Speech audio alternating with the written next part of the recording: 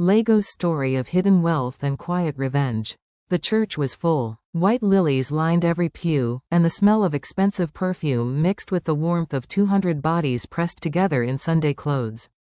Outside, Legos hummed its usual noise, horns, hawkers, the distant sound of the ocean. Inside, everyone waited for the bride. Amara walked in alone. She had no father to hold her arm. He had died 3 years ago, leaving her everything, though nobody in that church knew what everything meant. She wore a simple ivory gown, her braids pinned high, her eyes steady.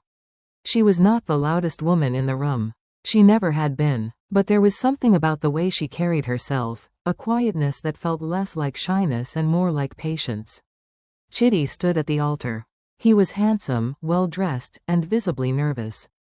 His family occupied the entire front left section of the church, the Balogun family, known across Lagos for their pride and their loud opinions.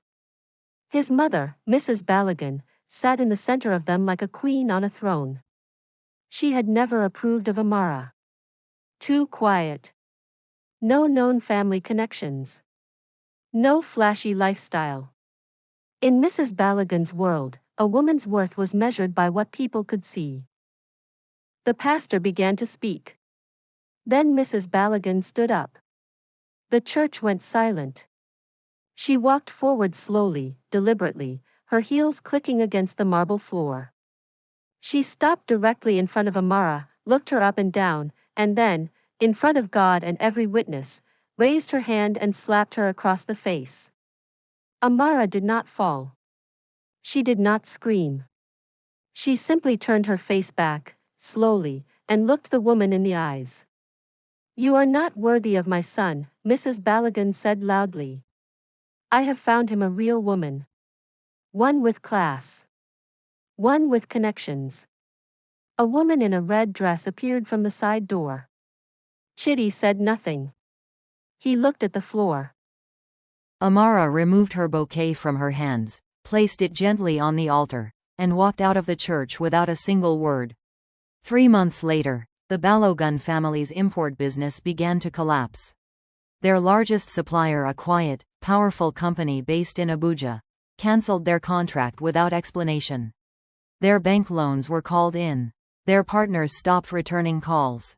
Within weeks, what had taken 30 years to build was crumbling in 30 days. It was Chitty who finally discovered the truth.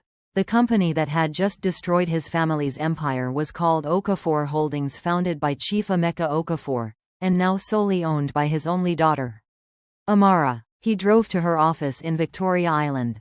The receptionist made him wait 45 minutes. When Amara finally appeared, she was dressed in a sharp gray suit, her braids still pinned high, her eyes still steady. She smiled not with cruelty, but with the quiet satisfaction of a woman who had always known her worth.